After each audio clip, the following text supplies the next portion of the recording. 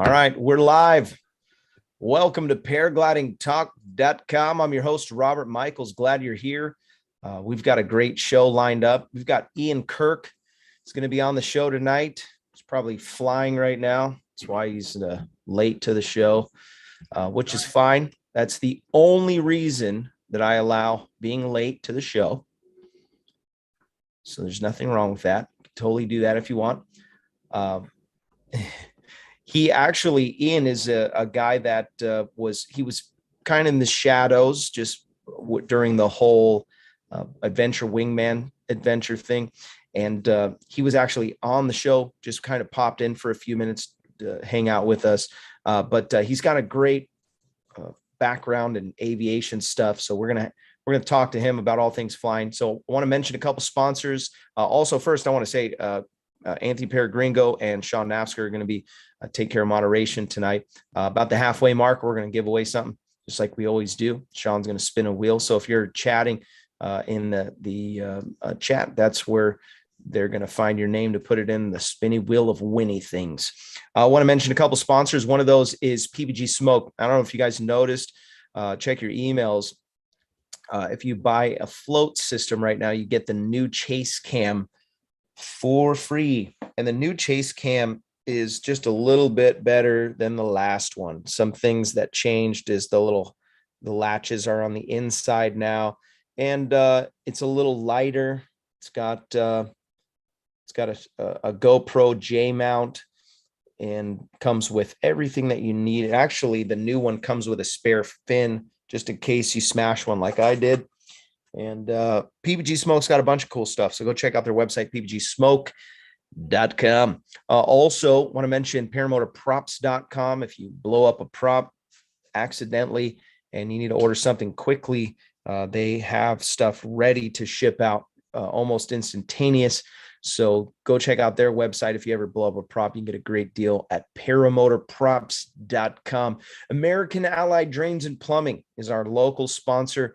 American Allied Drains and Plumbing is your service company. If you have an issue, you're in the San Diego area, you mentioned Paragliding Talk and you use them, they'll give you 10% off of whatever your plumbing needs are. So you want to get a hold of them, 844-777-9055. You can also follow them on Instagram at American Allied Drains and Plumbing.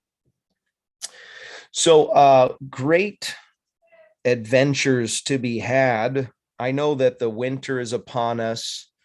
It's almost like a funeral when we have the time change here in San Diego, especially because you can't get off of work quick enough to go and catch the glass off.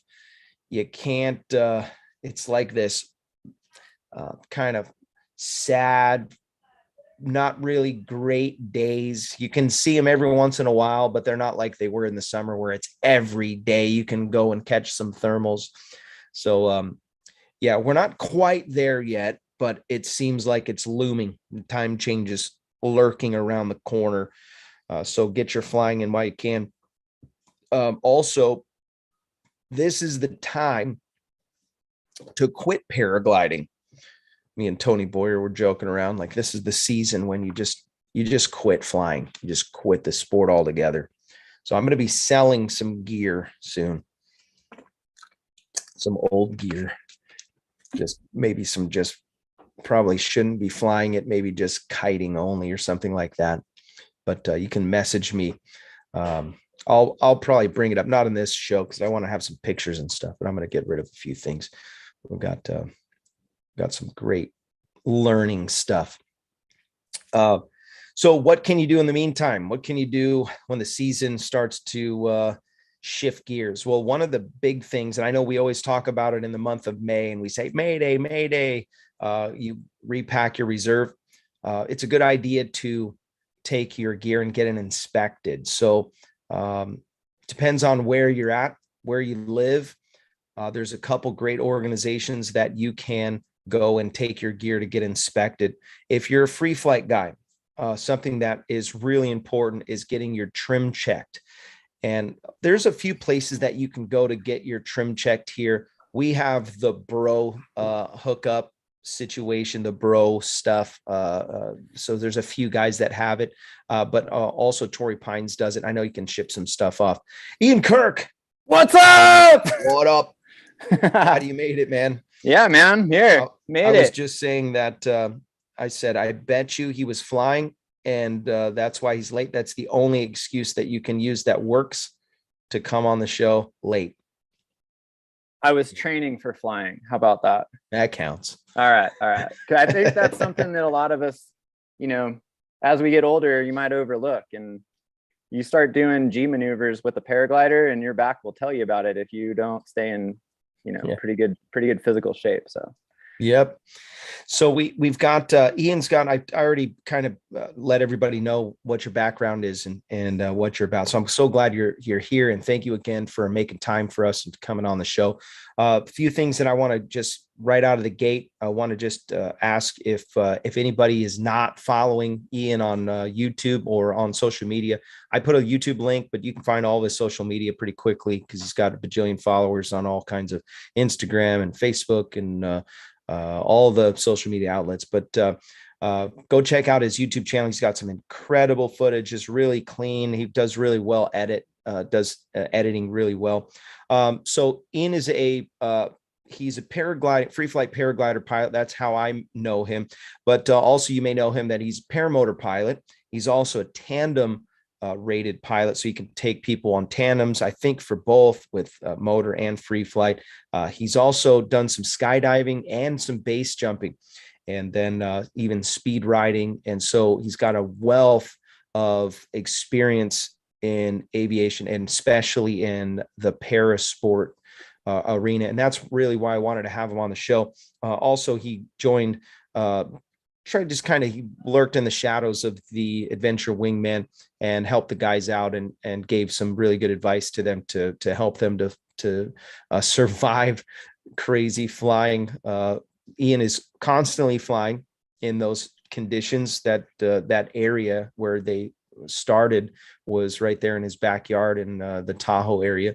And so pretty interesting ideas. And so he gave them some really good information so they could do it safely.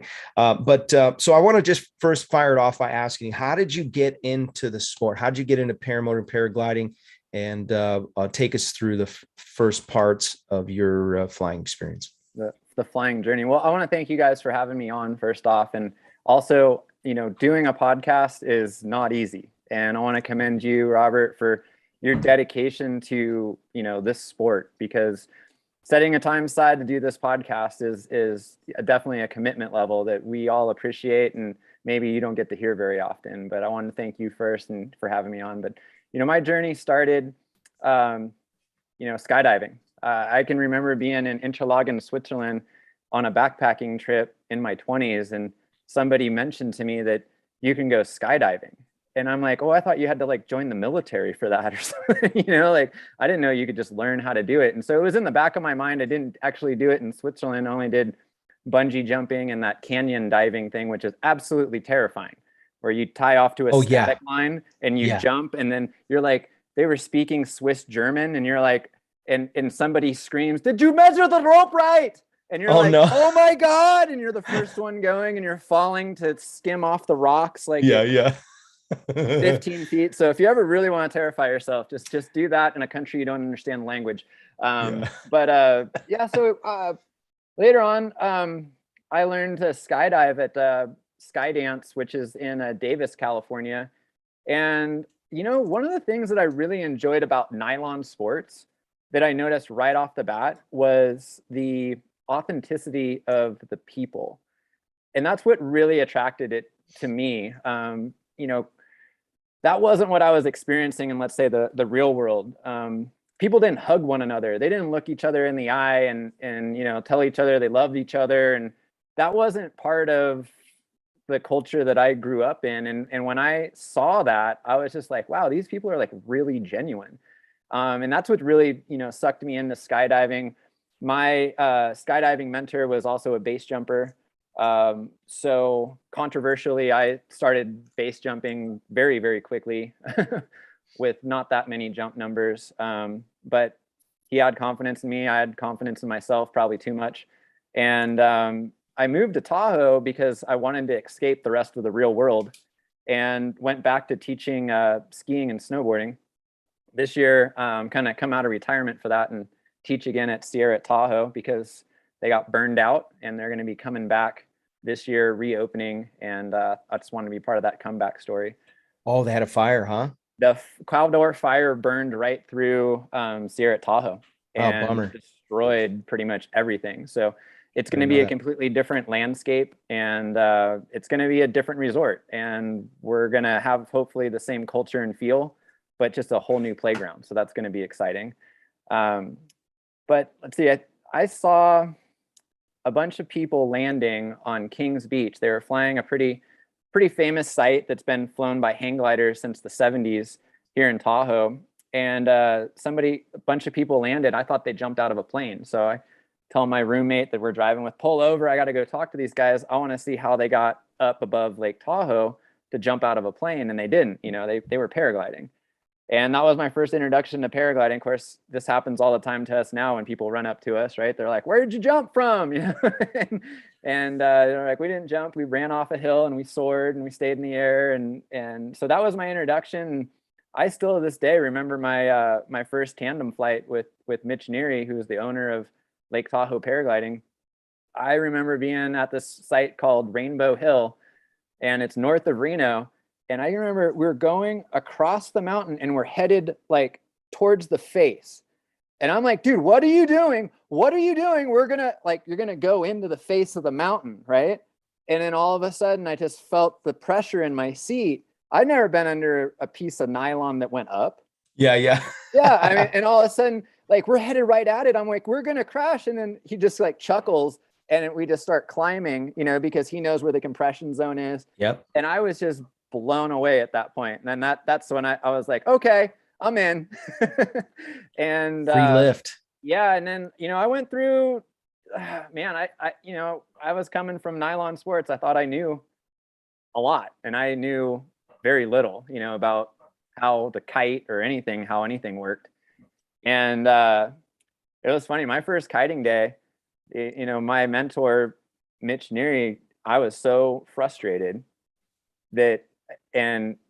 frustrated with him, myself, the equipment, everything, getting drug around this grass field.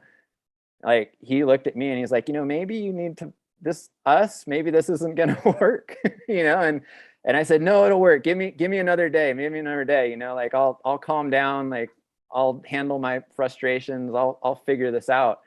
And I watched somebody else who was supposedly an experienced person clip in, and they struggled. And then that's what had me. I was like, oh, well, if it's not just me, if someone else struggles, like I can overcome these struggles and master this if other people struggle too. If it's not just me, I'm just not getting it, I can work on this and work at it. And I think that's what's rewarding about this sport is it doesn't come easy. Yep. Everyone sees what we do and they're like, oh, I want to go fly through 20 Lakes Basin. I want to go to the top of Mount Whit. I want to go do all this thing, but they don't grasp the concept of how many hours, they need to put in to be able to do it safely and to master a sport. And we never master it. It's always a learning game, but that's, long story short, that's how I got introduced. And I've been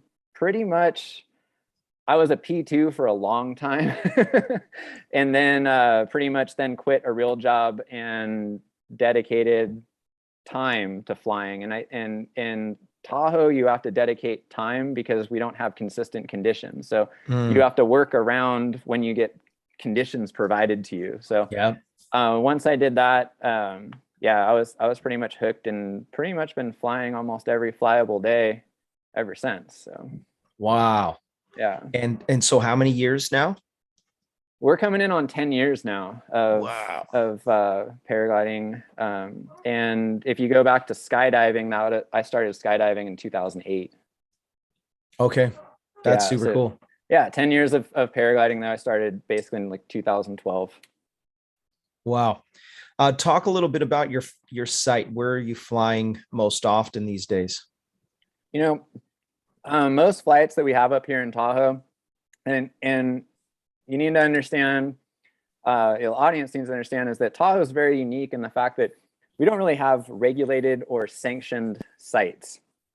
And When we fly at elevation or altitude, there's some concepts that we need to understand, like density, altitude, Yep. and things of this sort. Even in free flight, especially in free flight, the wind feels a lot different at 10 to 12 miles an hour at 8,000 feet, which would be Slide Mountain, which is a launch. Okay. And it's going to feel completely different, at other launches, like let's say like Duck Hill at a little bit lower of an elevation. So most of our sites up here, Duck Hill, Slide Mountain, we have a special site, Daydreams, where we used to be able to land at at Kings Beach, which was a state park, and the state park decided that they didn't want anybody landing there anymore. So now we have like a postage stamp place to land when the lake is high. When the lake's low, it's a fairly good landing area. But these are all, P3, P4 sites.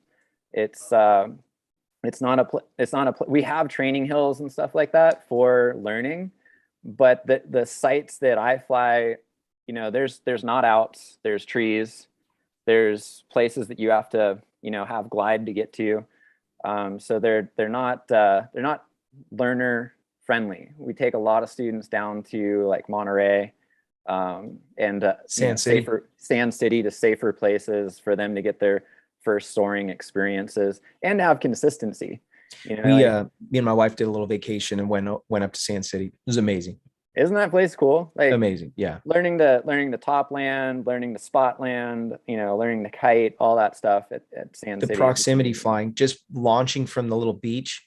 And I was shocked at how much compression, you don't need a full on, 20 Vertical. or 30 foot tall. Yeah. All you need is like 10 feet of change. And I was shocked. I was having so much fun. Yeah. And it's fun to take different style wings out there too. Yes. You'd be blown away. Like, you might be scared or not wanting to ever fly like a D-rated wing, but you Yeah. have laminar, smooth conditions. You could take, a high aspect ratio wing out there, be this far literally off the ground, going across with a dune full speed bar and, back and forth, and really experience what it feels like in a fairly safe conditions with a wing like that. So without turbulence. Yeah, it's really fun. Cracks me up is the culture there, just so laid back. I was talking to a few of the guys there, but we made it a vacation, so I think we were there for 2 days. Both days it was flyable. Both days it was amazing. The only thing, I had brought my wife, and I could have stayed out there all day long, and she's like, I want to go do something else. Like, I'm not going to just watch you fly. But just the laid back attitudes.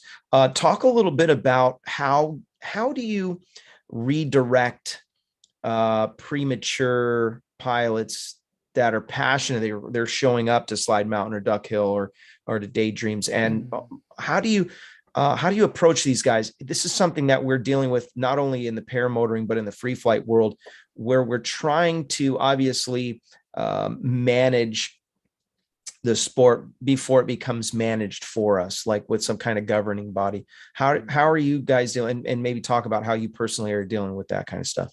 It's tough because it's we all go through it. It's intermediate syndrome. It's right when people are going to be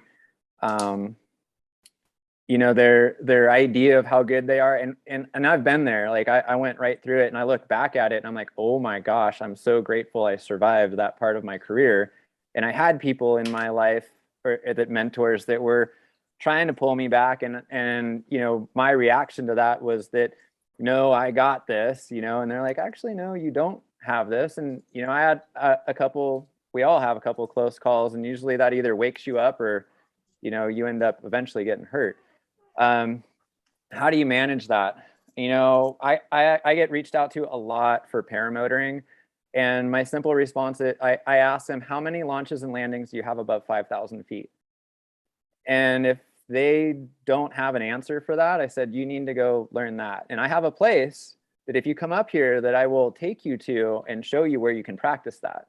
But until you have like 50 launches and landings at that level with a motor on your back and know what things are going to happen, We're not taking you into the basin, into an airport up to, where it starts at 7,000 feet, but the density altitude could be 9 that day, and everything reacts a lot different. And I've seen very experienced pilots that I skipped that step with, and they don't get off the ground, or we have something that happens, and nobody wants a broken prop, or messed up equipment or anything. So that's how I kind of handled it in the paramotor world. When we're talking, bringing people to Slide Mountain, if you look up the incident reports on that mountain, it's probably one of the most dangerous places in the United States, and it's twofold. One, the place is drive upable, right? You drive right to it. You can park your car, put your stuff out, and to the untrained eye, it looks fairly tame. The problem is that where you're launching is a venturi. There's a tree off to your left. So you're in a weird compression zone. Your wing is actually kind of in a rotor. You're on pavement, flat pavement behind you. So there's a lot of, That's Slide Mountain. Yeah, there's a lot of not great things happening right there, and then once you launch, there's a bench. So if you don't have a pressurized wing and your wing pitches, you are going to slam into the bench. What's hidden by that bench is, a creek, which is covered by bushes. So there's a lot of things that need to be pointed out to people that they need to understand. When they're first there, if they're a student, they're not my student, because I don't have students. Lake Tahoe Paragliding has students. I'll take on somebody for like a private lesson and do some mentorship with them. But I can't handle the pressure of, trying to get somebody to be coaching them through. I don't have the experience, even at 10 years, I don't have the experience to be on that radio like, Mitch Neary does, or Max, from Max Acro does. I still listen to them. They're still mentors of mine. So I don't feel like I ever step into that role, but prepping somebody to point out all the things that they might not see. And then the biggest thing is, when you're starting to big mountain fly, time of day. The mountain is way different at 9 o'clock to 10 o'clock than it is from 11 to 12. Yeah, it's from insane. 12 to 1. And that's the thing that I like to really stress to people the most about this sport, is your ability to reevaluate the situation and recalculate what your danger level is super important. Because I've also had a career in mountain biking, a career in snowboarding. When I take you on those sports, you can look at things, look back at me and go, no way, Ian, I'm not going down this. No way, I'm not doing this. You see the danger. When we're talking about the air, you can't see it. And it's changing, right? Like we just said, like every hour or so, every 10 minutes or so, it's changing. And can you reevaluate that, reassess where you're putting yourself, not be in this blissful state too, like, oh, I'm flying, I'm having so much fun. Reassessing those dangers almost every 10 minutes. Sometimes it could be every minute or so. Like when I'm doing this thermal, do I have space to do the 360? Should I be doing a figure 8 instead? All these things, all you can do is set people up for success and hope, that they remember everything. There's realistically no perfect, that's why when we have sanctioning bodies and everything, and they say like, oh, they need to be able to do this to be certified at this. They need to be able to do this to be certified at this. They can't be in a gust factor of over this. These are all, parameters that we should abide by, but it really comes down to that person evaluating that situation each time and being trained how to evaluate that situation, and knowing that walking away from a launch means you can still fly tomorrow. Yeah. Putting yourself in the sky and wanting to be on, like, the worst thing is being on the ground and wishing you're in the sky. That's an okay scenario. Being in the sky and wishing you're on the ground, that's not the fun scenario, right? So yeah. And until you've experienced that, you can't really, like, you especially on this show, it's so cliche. You'll hear people say that, someone will say it almost every show.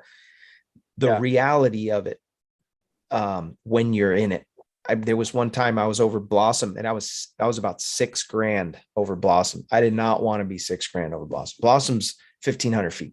So I was way up there, and it was Yep. not a cross country day. I had kids with me. So they're down there, hitting golf balls off the launch and playing. Yep. And I'm like, dude, I need to get down. This is crazy. And then I hit the shear. So my glider's doing some crazy stuff, and I'm having to jab brakes. I'm a new pilot, and I'm like, this is terrifying. I want down. Remember, I'm working some, mediocre spirals and trying to get down. I landed. I wanted to kiss the ground. And was this before you went to an SIV or after? Yeah, that was long before. Long before. Yeah. And there was many different situations that happened. What would you? I'm just curious. What would you say like your flight numbers were at that point in your career? I was probably in the maybe, I don't know, 50 hours. Yeah. Low airtime at that point. Yeah, because usually, like, I've always kind of recommended people probably use that SIV card like right around 100 hours. Yeah. I think if they go at 50, sometimes it scares them a little bit too much. Yeah. I was like, at least, I don't know how, I was a few years in before I did mine. I was still scared. Yeah. But I was like, what am I about to do? What time of day were you flying at Blossom where you were getting so much lift? Always midday. Yeah. Midday? We were planning to do something big. And then I think the day before it was like mediocre. And I thought, oh, it's just going to be the same as yesterday. But from one day to the next, holy moly. Yeah. No clouds, nothing pointing out. And again, it's not like, the Sierras or anything, but that day was just booming. And in that point in your career, were you using anything like XC Skies or anything as a soaring forecaster or anything? Soaring predictor, and just talking to some of the locals. And that's another thing. You need to be careful who you're talking to that's a local, because there's some locals. And they think it's funny to send you off, especially when you're the guy that learned on YouTube. They'll send you right off quick. Yeah, go check it out. Looks good. You go first. So be careful who you get advice from, Yeah, we call that the wind dummy, right? The guy that goes first. Yeah. I prefer wind technician, but wind technician. Okay. When I'm sending out the new guy, hey, want to be an air tech? Right. We do it at Blossom all the time. So I feel like I'm a veteran. I'm still very new to the sport, 5 years under my belt. I fly about 250 a year. Not as much as most people, but I still have a lot of irons in the fire. There's a lot of things to do in life. Couple questions, and then we'll shift gears and give something away on the spinning the wheel. Everyone likes the giveaways. Woohoo! Yeah, free. Everybody loves free stuff. Best time of the year. This was a question from Mark Rogers. Best time of the year to come to Tahoe. He's a P3. For free flight, I'd say fall. Fall. Okay. And then and the reason is because our thermals get as the sun goes a little bit lower in the sky, thermals get wider and a little bit tamer. Nice. You come out in the spring or midsummer, it's like Mike Tyson's Punch Out. They're narrow, they're super punchy, they're violent. You can. It's more fun I'd say in the fall to come out. Mad Sloper said, is it advised to have a larger wing for the 5K plus mean sea level PPG? And if so, what kind of wing loading does Ian suggest? Yeah. So I would advise having something a little bit bigger. Like when I fly a 16 meter free ride up here now. Gosh, I don't know how you launch that thing. Yeah. Well, I just posted like a 7,000 foot sat on the thing, and if you look at it, it's not sped up. Like that's how fast you sat on that thing when you spin it. Yeah, and when launching and landing speeds are super fast. I don't have soles on the bottoms of my feet because you have to use a foot drag style landing. If you were on, let's say, I'm just going to use ozones as examples because a lot of people know those. If you're on more of like a Scirocco or a Spider, let's say I was on a 24, my wing to choose to go camping, or if I was going to do like the wingman challenge with extra gear, probably I might be able to get away with something smaller than a 24, but I'd probably go with the 24 just because of the ease of launch and landing, because you can spot land more with a larger wing at higher elevations than you don't have to swoop in and take so much area. So yeah, I would always recommend sizing up if you have the means to do it when you're flying at higher elevations. Dude, it's crazy. Ozone posted your video. I just noticed that right now. Yeah. That's so cool. Yeah. Thanks, Ozone. Show me a little love. Thanks, Ozone. Yeah, that's pretty cool. Hey, my real quick. address and send Kevin send Can Fly the wants to know if you sold your free ride. What's that? I'm sorry. Kevin Can Fly wants to know if you sold your free ride. I haven't. No, I'm still flying it. There you go, Kevin. It's for sale. Still got less than 100 hours on it. It's a great wing. They're super fun. I don't know what they did to make them better, if they're going to make them better, but yeah, orange and blue. Yeah. Let's spin the wheel and give something away, shall we? Let's do it. All right. I'm gonna give away the good old fashioned retractable keychain, your phone saver. I believe that's called a lanyard. Yeah, you correct me every time. A retractable lanyard. It's not one of these. It's the rubber band. No, Rubber band. That's fine too. Okay, we're giving this away. Yeah. Right? We're gonna start the bidding. We're gonna give one of these away. So this is the Booms fishing retractable deal. You put your phone on there, or you can. Somebody told me you put a mirror on there for when you want to check fuel. It's really good. Really Use good my idea. phone. Yeah. So it doesn't go through your prop. All The right. reason I've been doing those is because they're easy to ship. T-shirts are a pain in the butt. Yeah, I do have a few t-shirts. I still need to. Yeah, let it rip. The spin of this wheel, by the way, is brought to you by Nebraska PPG. Josh Bowden runs a school in Nebraska, and if you're interested in getting some top-notch training, you can sign up with Josh and his team today. There's a link in the description if you want to get a hold of him. Also, you can check out maxacro.com.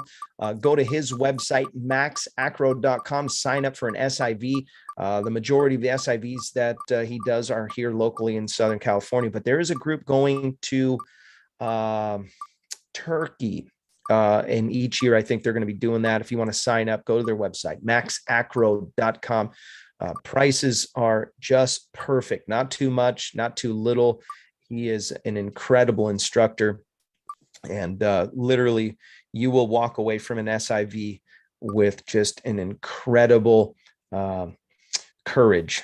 So use code Ian for a discount. That's IAN. Yeah. Hope that was okay. Oh, really? Yeah, they can use my name for a discount. I didn't know that. Yeah. Nick Griffith. Congratulations, Nick Griffith. Woo, Nick. You're going to Love be able Nick. to check your fuel level. Congratulations, Nick Griffith. Yeah, Nick Griffith. He's an OG. He's been supporting the show for a long time and just faithful, man. Yep. Appreciate you, Nick Griffith. I'm going to send you over this deal right away. If you can message me real quick on, go to the website, paragliding.com, and just send me over your where you want me to send this. Appreciate you, man. Yeah. So back to that promo code. If you mention Ian. Yeah, IAN is my promo code to give you a discount on your first SIV clinic with Max Acro. No kidding. Yeah, if you're a return student, it'll give you a bigger one. And no kidding. Max Acro. Yeah. I know some can't people recommend that him enough. Great coach. One of my mentors, and has taught me a lot. Really works well with all different levels of pilots. When you come to an SIV, there's going to be, chargers, and there's going to be people that are just really scared out of their mind about the things that they're doing. Max caters everything directly to making sure everyone progresses, pushes their limits, but doesn't push them past, pushes them past their comfort zone, but not into their fear zone, if that makes sense. And just, has just a great passion for sport. And man, actually one of the best pilots I've ever seen fly too. So not just he's someone incredible. That's a coach, he's just, and then if you really want to throw up, you could just take a tandem with him on a tow, and he'll put that thing into some helis and some freaking like up and over. Yeah, you'll get sick. Did you see my my post? I just recently dropped one on YouTube. Oh, I thought that's what you were referring to. He doesn't, I don't think he even knows. It was just as great as I remember it in my mind. And I was like, yes, yes. So I wouldn't say that this is going viral, but it's pretty funny that I just posted this in a short, and in one I don't know how to find this quick enough, but we did some acro, and I got sick at the end, bro, and so we had 8 burritos, and it was it was bad. And so, but I had the GoPro going, so I kept it filming the whole time, and The I funny roasted part was, it wasn't during the activity part no. of the acro stuff. It was after. It was after the calm. It was after the turns. Everything's settled. Everything's smooth, and just this is where the happy face comes. And the next thing you know is, oh boy, and then it's just the money shot. Like, I don't feel good. Oh man. I tried to tell him, I was like, dude, I'm fighting back, throwing up, and I couldn't even say it. I was like, I'm fighting. He did say throwing. I'll send you the video. So I had to take it down because you're technically not allowed to do acro and tandem in the United States. Oh, something like that. There's like some vague rules about that. So don't tell Chris Santa Croce I do that. Yeah. Well, so there's some blurred areas in that, and so it's literally to the discretion of whoever's going to be making the judgment. So they can tell you anything you do is dangerous, right? Yeah. But anyways, I don't want to get into that whole side story, but I'll send you the video. Cool. It instantly, within like 2 days, had 4,000 or 5,000 views or something like crazy right out of the gate. Yeah, I'm gonna have to start recording more of the people that puke on me. Yeah. I was telling him it's totally TikTokable. I could see that going. Yeah. That I don't think that was the reason why everybody liked the video. It was crazy what he was doing with that glider with 2 people. I mean, it's just insane. Give yourself some credit. It was the puking. Yeah. That was a big part of it, I'm sure. Like, you got to share. You got to see this. Robert threw up on the people. Yeah. Threw up on the trailers at Saboba. In the last SIV clinic, I took some powered paraglide pilots, and one of them, he ended up doing a really good heli on his last day, and he started off with learning in one run. He learned sats and he learned a heli. Like, he'd already done a bunch of full stalls and backflown, and he puts his wing in, he puts this Nova B wing into a heli, and I'm just like, oh my God, I've never seen someone brand new just, and he gets down on the ground, right? And of course he's adrenaline rushed, but I guess he had spun himself sick.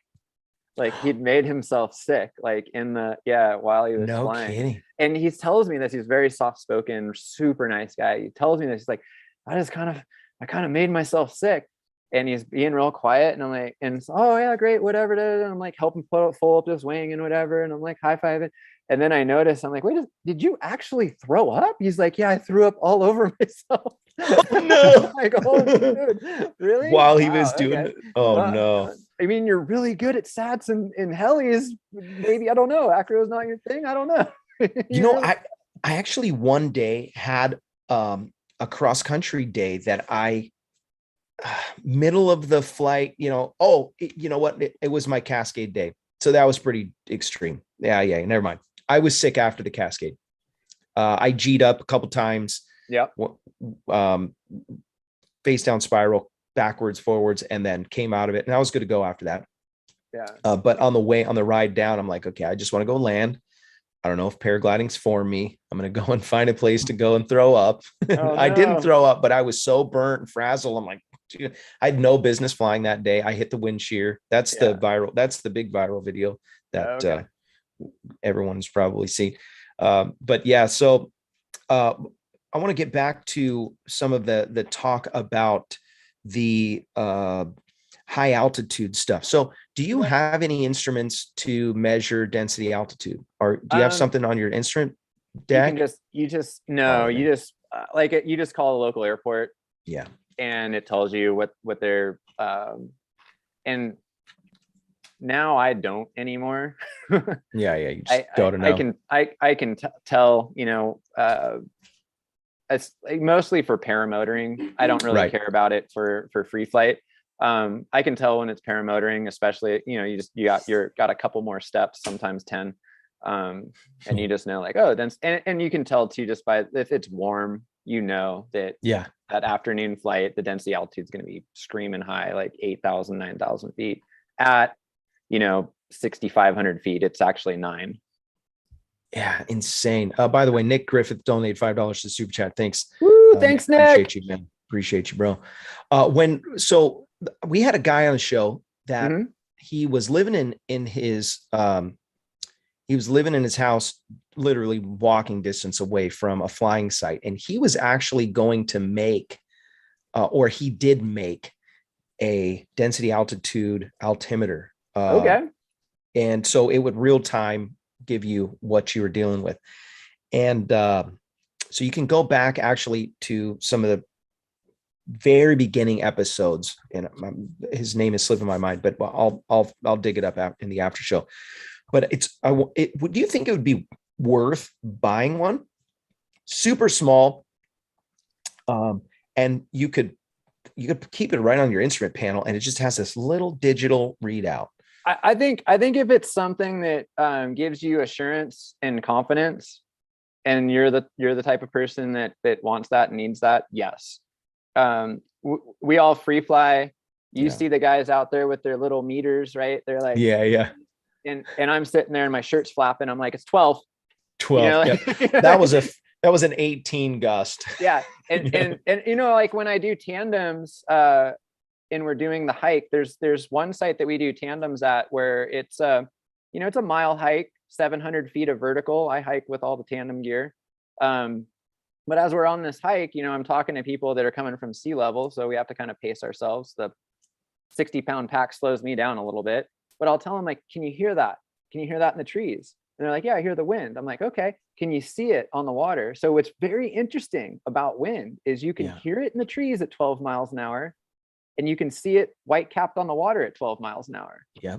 If it fades in and out through the trees, it's cycling below, like down to 8, back up to 12, down. But if it doesn't go away, it's 12 to 15, right? And that's we're going to wait for it to calm down a little bit before we pull a 1 meter wing up in this thing, into this wind.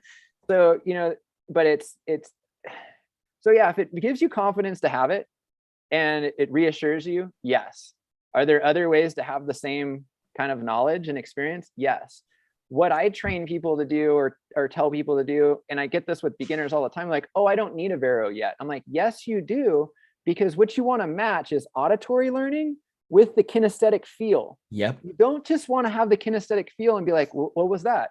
You want to have, yeah, exactly. You want to know, like, and then if it, and then you can be like, you can look and see like, oh, I went through 500 feet, a second or whatever it was, and it made this kind of beep, and that's what it felt like. So you can start making all of these associations, which makes you a better pilot and gives you that ability to reevaluate situations, in that loop cycle.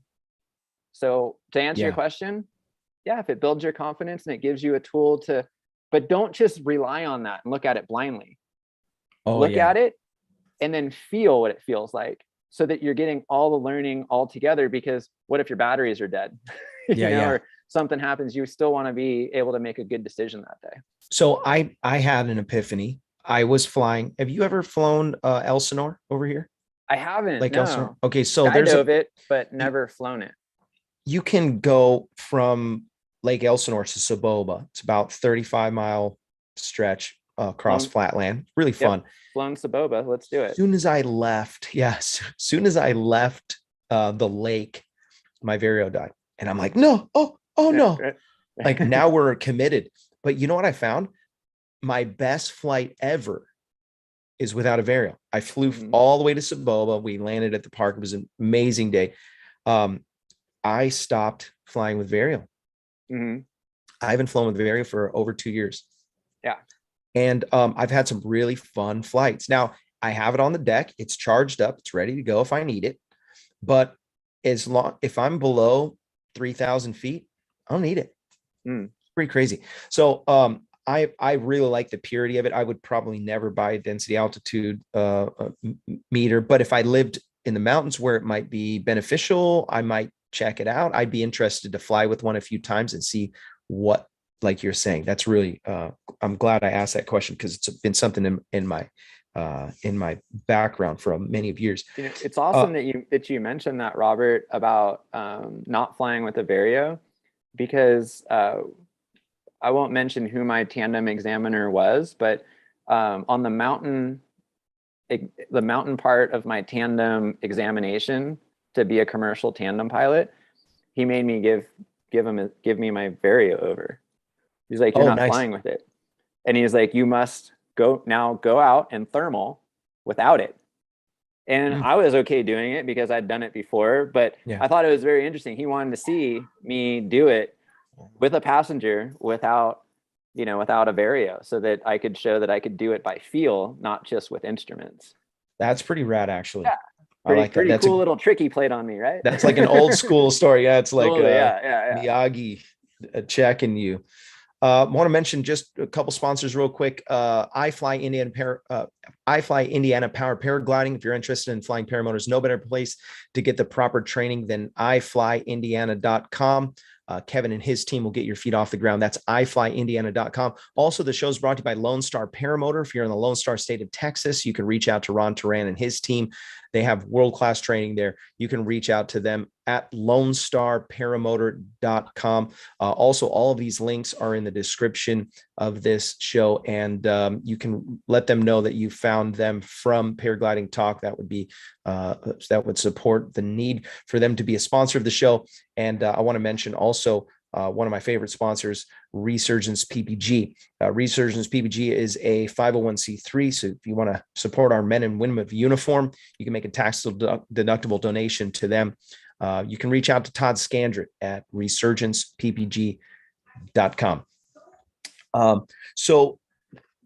There's some fascinating. I had a whole bunch of questions that I had written down, but I haven't even got to them because there's been such good content. So really appreciate the good content.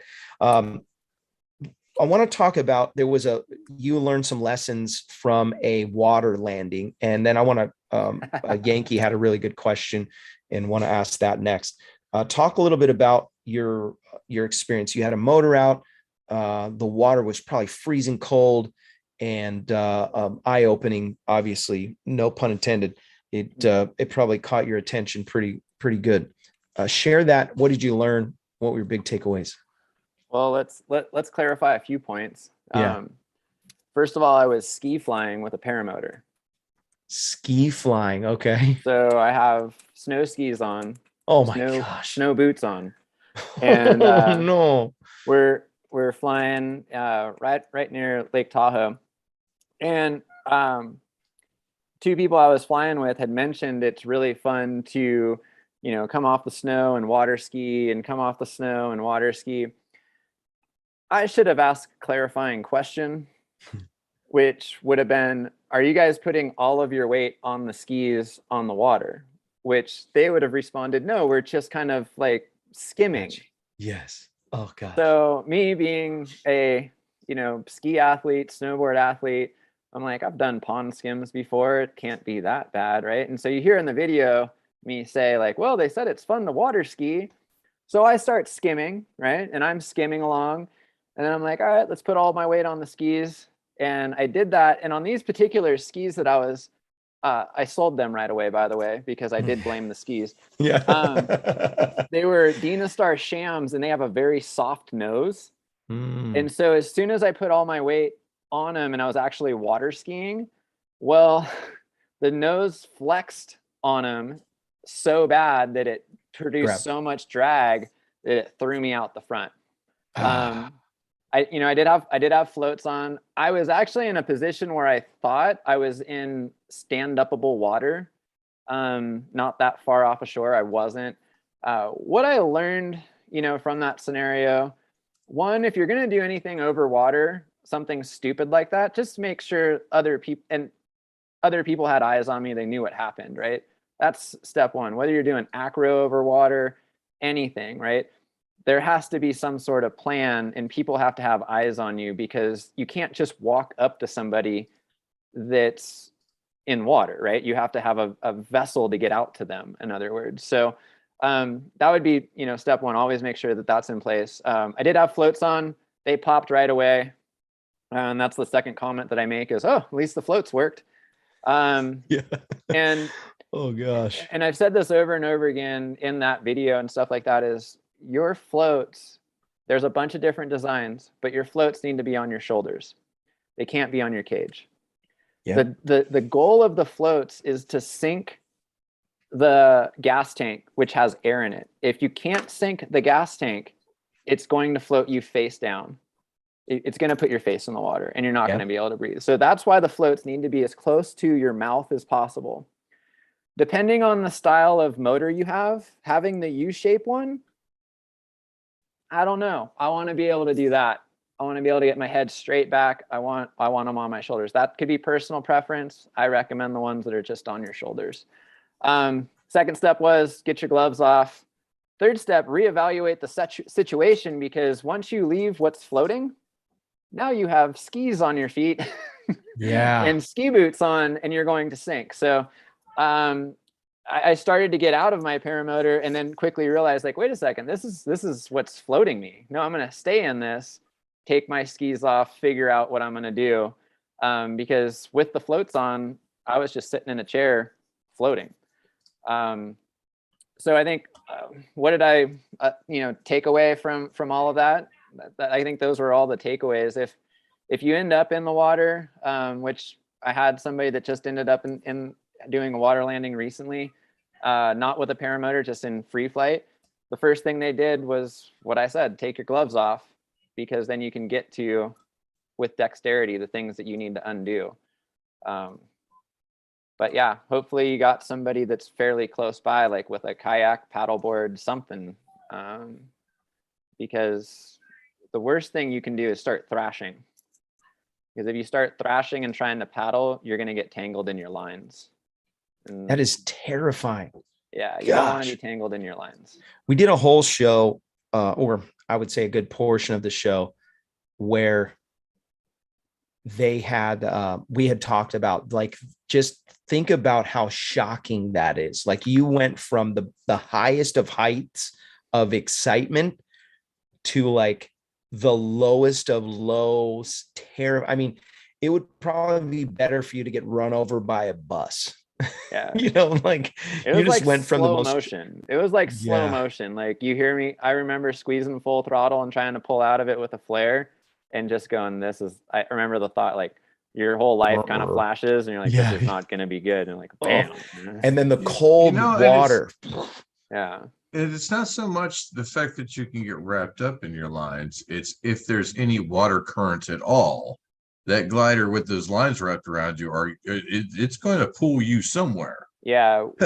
Water current is highly, highly dangerous. That's why now on all our base jumping equipment, there's actually a 3-ring release, because there was an incident years ago in Yosemite.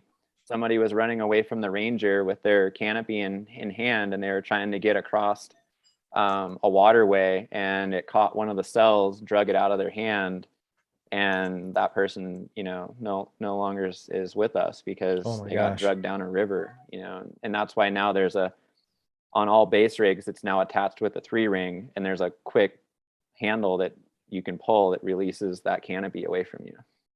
Wow. And that could be for a wind, that could be for anything, but that was the incident that changed that sport to where it was fixed onto you to now having 3 rings on you. Yeah. Just like a skydiving setup. They're talking about, I've had a couple guests on the show that think it's a good idea to move to that, especially for the acro guys, to move towards cutaway. And I like cutaway. I wouldn't fly a cutaway acro without another 2 reserves, 2 rounds. And the reason is because cutaways don't work if you're in the wing. Right. So if you do a maneuver where you're in the wing, it's now if you only have a cutaway and a round, well, you got 1 chance on that round. Yeah. I don't like those chances. There's some companies that that Fly the Earth has one right now, but it doesn't have a container for the backpack. So that's, again, like, how big can you make this thing? Right. um You got to keep that thing small. yeah, and I mean, a cutaway works great if you need to clear terrain. Then the other thought is, well, why are you doing acro where you need to clear terrain? Yeah. Yeah. So currently my setup is just older Independence with 2 rounds in it. And Nice. I just don't do acro or things that I'm not super confident in over terrain where there's trees and I need to clear airspace. No square regalo. They're so hard to pack. Yeah. Do you do your own repacks? Yeah, I do my Nice. own. And yeah, I mean, they're expensive and they're hard to repack. Yeah. Great if you have the patience, and great if you have someone to repack them or you can repack them. Yeah. So it almost seems like it's worth it to maybe learn how to do it. Yeah, I saw Can you somebody, get- I think in Turkey, some clip, somebody, they were riding one of those and they were flying it back to shore, and they had their, U-turn blackout all stuffed underneath them. It looked like they were riding the U-turn like back to shore. I saw that. That was just recently, like the last couple days. I saw that. I was like, yeah, there you go. Yeah, that's funny. Yeah, we've had a couple incidences where guys have had to throw reserve. Max actually has a really funny video. I'm sure you've seen it, where he lands in the neighborhood. He's under reserve and he just plows in. Yeah. So we're almost out of time, but I want to just tell us about one of the incidences where you were completely out of control, and what did you learn? Yeah, maybe that's a good question. Cloud suck, maybe cross country where you're in tiger country. I'm sure all of the above. It's pretty obvious that you're going to have to come on the show again, because I burned through. I didn't even get to my questions. I got the incident. Okay. I'm on a paramotor, and there's a video about it, and it doesn't look as bad as it was from the trail. Well, I guess if you look at the trail cam footage and you know what the trail cam's doing, you're like, oh my God, that's bad. I'm out in Emerald Bay. A plane comes out there, and it's a plane from North Shore, and he's not on the right radio band, and he starts doing circles at a certain elevation in Emerald Bay and basically pins me in an airspace below him. The sun goes behind, I call them like the spooky clouds. They're kind of like these wispy, dark, light kind of clouds, and it changes a lot of stuff. What happened is Desolation Wilderness, all the granite, when that happened, it released kind of a gust front that came out through Emerald Bay. And I felt it happening. I was gliding out of that airspace, drinking coffee before I got pinned where I was, and I could feel it pushing. Well, once I got pinned where I was, I couldn't fly into the airspace I wanted to be in to clear the ridge line, and the air is getting funneled out through Emerald Bay and going up and over a ridge line, and I have to go fly in the lee side of that ridge line because I can't get up to where that plane is just doing this above me. So I can't go there. I got to go around, and I have to fly through a rotor. Oh no. Yeah. I mean, there's nothing else I can do. There's no place to land.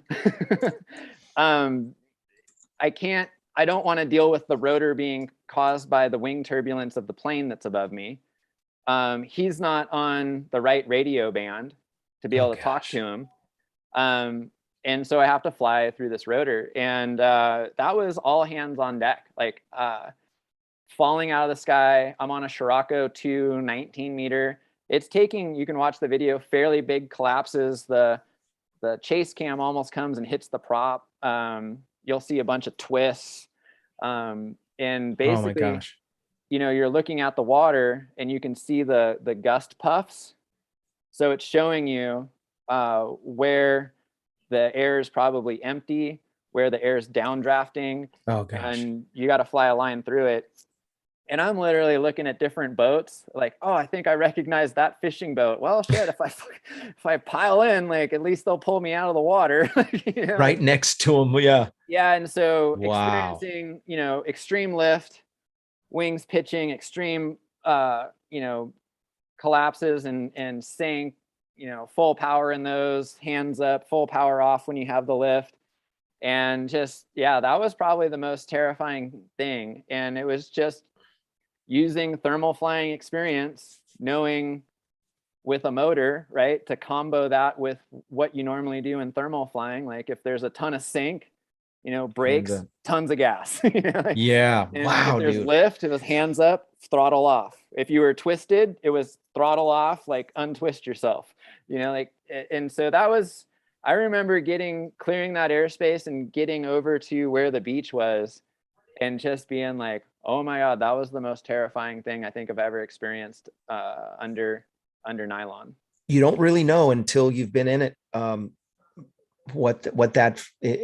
That's a terrifying thing, because you've put so much trust in the air before rotor. Yep. And you hear about like that. Yeah. And the story, you hear the stories, but you don't really know. I like look at the guys that were on the Adventure Wingman, between Trevor and I think there was another guy that got caught up in some really nasty stuff, and you just watch them get flung around. And it's like, oh no, we're not flying now. We're just being flung. We're going to see what happens. And we can talk about that next time. Yeah. Because, you know, if you're a paraglider and you walk or you drive up to Waltz and it's blowing over the back 45 miles an hour, guess what we don't do? Yeah. Put ourselves in the air, right? Yeah. But now, right, you're down in the valley and you're like, oh, should be it's only fine. blowing 15. Yeah. Oh, Yeah. Here, Yeah. a few feet up. Yeah. 100 feet up, it could be blowing way different. And so I think that's another thing that, you know, paramotorists can put themselves in really bad situations if they in mountains, because they're not evaluating, you know, what's happening at a launch compared to what's happening in a valley. Yep. Two really good books that helped me. One was Understanding the Weather by Dennis Pagan. And the other one was, it was by, I think it's called 50 Ways. This is my son. 50 Ways to Fly Better by, wow. It's been so long since I mentioned the book. 50 Ways to Fly Better. Yeah, we'll talk about it in the after show. 703, thank you so much for coming on. I really appreciate you. Yeah, man. We're definitely going to have to do a 2.0. This was a great episode. So many people, so many great comments, so many great questions. So I really appreciate everybody who's been a part of the show. Thank you for supporting the show on Patreon and PayPal. Please consider maybe supporting the show if you can. There is a lot of work that has to go into it, but I also like to take a lot of whatever we're getting and give back, you know. So we've got some big stuff coming up. Want to see maybe at the Salton Sea Fly-In. So February is coming quick. Make sure you can set some time away for work for that, and we'll have a great time. So awesome. If there's anything else, you guys, thank you for moderation team. Had to do all kinds of craziness tonight. But I'm not sure what the heck is going on. Yes, if you want to reach out to and follow Ian, if you want to follow Ian on YouTube, you can. There's a link in the description. And then Ian, was that you that shared that? No, I did not share that screen. Whoever shared that, please put that up again. I didn't realize. Yeah, if you could put that up, Gringo, that was really wise of you to pull that up. So if you want to get a hold of Ian, there's a website. Go ahead. And what is your website, Ian? This is Lake Tahoe Paragliding's website. That's the local school up here. Great school to learn to mountain fly with. Run by Mitch Neary, who's probably one of the best cross-country pilots in the Sierras. Yeah, pretty damn impressive resume he's got. My website's just ianryankirk.com. And then also all the different little social medias. Yeah. YouTube. We're going to work on this YouTube channel. We're going to get a little bit better following on this guy. I've been pretty focused on Instagram just because I fly in such a beautiful place. It's easy to post pictures. Not so easy to post engaging, funny videos. Yeah. I'll take some notes from Judson and Tucker and Trevor and get some better content up there. YouTube is trying to figure it out with the shorts, but we'll see what happens. Yeah, right. Yeah. But thanks again. I really appreciate you coming on. We're going to go to the after show. We'll put the after show link if you want to join us. Maybe you have some questions. Ian's going to stick around for maybe just a couple more minutes. And if you want to join us in the after show, you can do that. Thank you so much. If I don't see